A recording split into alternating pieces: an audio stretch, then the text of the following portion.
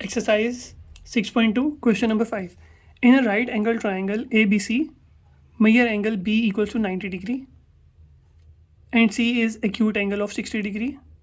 Also sin measure angle A. इसका मतलब है कि ये measure angle C तो बन गया 60 डिग्री, तो वो एंगल A की भी बात कर रहा है कि sin एंगल A.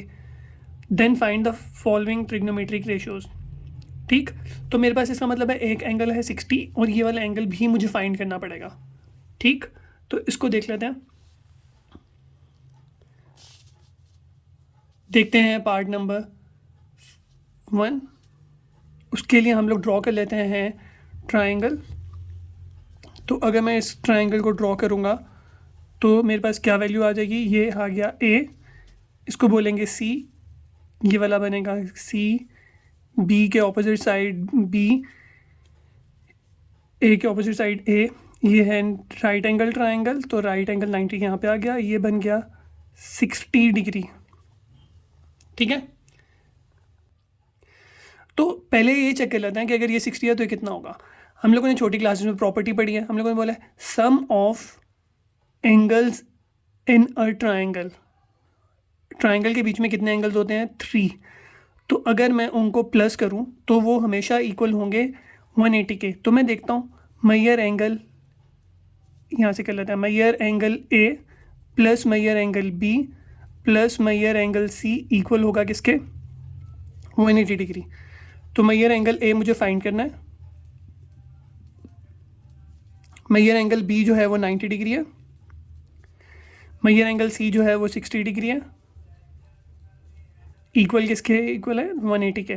तो 90 60 150 बन जाएगा. तो measure angle A plus 150 degree equal होगा 180 डिग्री के.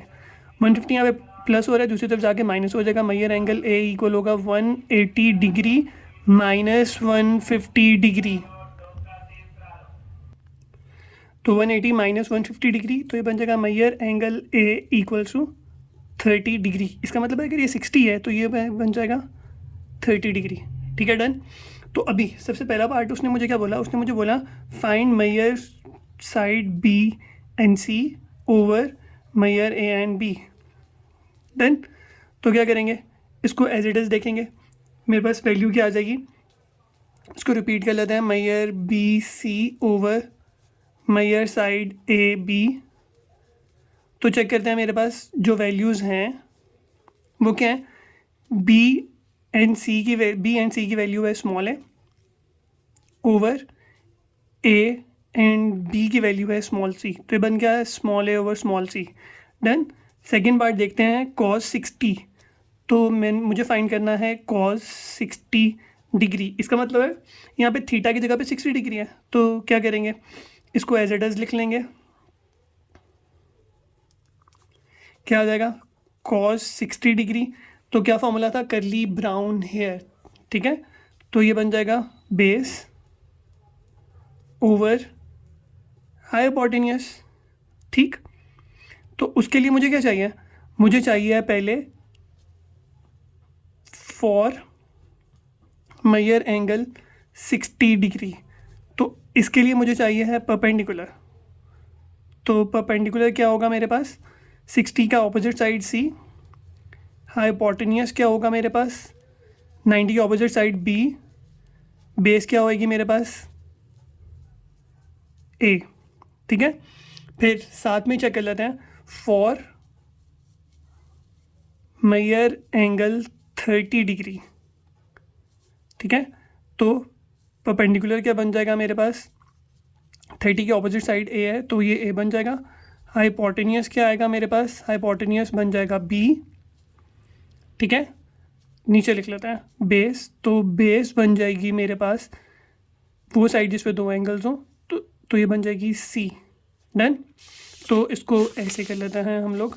अब नेक्स्ट देखते हैं, फर्स्ट पार्ट सेकंड पार्ट हो गया, थर्ड पार्ट देखते हैं. थर्ड पार्ट है मेरे पास tan 60.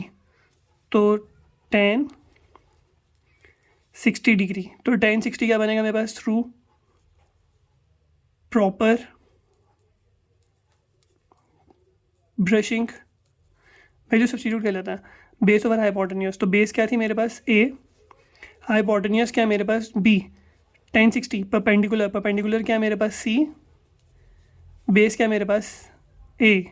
फोर्थ पार्ट भी साथ ही देख लेते हैं। फोर्थ पार्ट है मुझे उसने दिया कोसिकेंट पाई ओवर 3, तो ये बन गया कोसिकेंट पाई ओवर 3।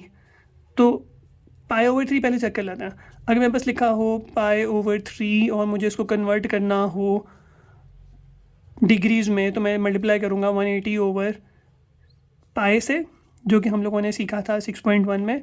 पाई पाई से कैंसिल हो गया, 3 1 ज़ा 3, 3 6 ज़ा 18 और 0 360, तो मेरे पास बन गया 60 डिग्री। तो इसका मतलब है अगर वो मुझे पाई ओवर 3 बोल रहा है तो मैं 60 वाले एंगल देखूँगा। तो कोसेकेंट क्या होगा 1 ओवर साइन, साइन क्या होता है सम पीपल हैव, तो यहाँ पे उल्टा हो जाएगा, ये बन जाएगा हाइपोटेन्यूस ओवर परपेंडिकुलर। ठीक है, कोसेकेंट पाई ओवर 3 बन गया। अब इसके अंदर मैं देखूंगा हाइपोटेन्यूस क्या है बी, परपेंडिकुलर क्या है सी। फिफ्थ पार्ट देख लेते हैं। फिफ्थ में उसने मुझे बोला कॉट 60 डिग्री, तो कॉट 60 क्या होगा, tan का रेसिप्रोकल होता है, तो ये बन जाएगा परपेंडिकुलर, परपेंडिकुलर वो बेस था, तो ये बन जाएगा बेस ओवर परपेंडिकुलर, बेस की वैल्यू a और c। ठीक है, तो ये जो मैंने 5 फाइंड किए पार्ट्स, ये किसके लिए मैंने फाइंड किए 60 डिग्री के। अब देखो नेक्स्ट वाला क्या है 30 30 30 30 पाई ओवर 6, तो पाई ओवर 6 को अगर मैंने सॉर्ट करना हो तो बनेगा pi over 6 multiply by 180 degree over pi, pi pi से कैंसिल, 6 1 ज़ा 6 30 ज़ा, तो ये बन जाएगा 30 डिग्री। तो इसका मतलब है नेक्स्ट पार्ट जो है वो मेरे 30 डिग्री के हैं। तो देख लेते हैं, ये बन गया पार्ट नंबर 6 पार्ट मुझे बोल रहा है साइन 30, तो बन जाएगा sine 30 degree. Some people have, तो परपेंडिकुलर ओवर हाइपोटेन्यूस, तो 30 वाला परपेंडिकुलर ए है, हाइपोटेन्यूस बी है। सेवन्थ पार्ट है मेरे पास, क्या बोल रहा है कॉस 30 डिग्री, तो ये है कॉस 30 डिग्री डन। तो कॉस 30 डिग्री में मेरे पास वैल्यूज़ क्या हैं 30, करली ब्राउन हेयर, तो ये आ जाएगा बेस ओवर हाइपोटेन्यूस, तो 30 डिग्री में मेरे पास वैल्यू क्या है बेस सी, हाइपोटेन्यूस बी, तो बेस सी हाइपोटेन्यूस बी। ठीक है, 8 पार्ट यहाँ पे देख लेते हैं। 8 पार्ट मेरे पास क्या है tan पाई ओवर 6, तो tan पाई ओवर 6 क्या बनेगा मेरे पास tan पाई ओवर 6, पाई ओवर 6 मेरे पास क्या था 30 डिग्री, तो 30 डिग्री में tan का फॉर्मूला क्या होता है थ्रू प्रॉपर ब्रशिंग के लिए बेस, परपेंडिकुलर क्या आया मेरे पास a, बेस क्या आई मेरे पास c। 9 पार्ट देख लेते हैं। 9 पार्ट है मेरे पास सीकेंट 30 डिग्री, तो सीकेंट 30 क्या बनेगा, सीकेंट होता है 1 ओवर कॉस, कॉस की वैल्यू क्या थी बेस ओवर हाइपोटेन्यूस, तो इसका रेसिप्रोकल हो जाएगा, मतलब उल्टा हो जाएगा, हाइपोटेन्यूस ऊपर आ जाएगा और बेस नीचे चली जाएगी। 30 डिग्री में हाइपोटेन्यूस है b और बेस है c, तो ये बन जाएगा b over c। 10th part देख लेते हैं which is cot 30 degree, cot होता है 1 over tan perpendicular over base है, तो ये बन जाएगा बेस ओवर परपेंडिकुलर, रेसिप्रोकल ले लेंगे, क्या बनेगा मेरे पास a ओवर c है, तो ये बन जाएगा c ओवर a। तो ये मेरे पास हो गया क्वेश्चन नंबर 5।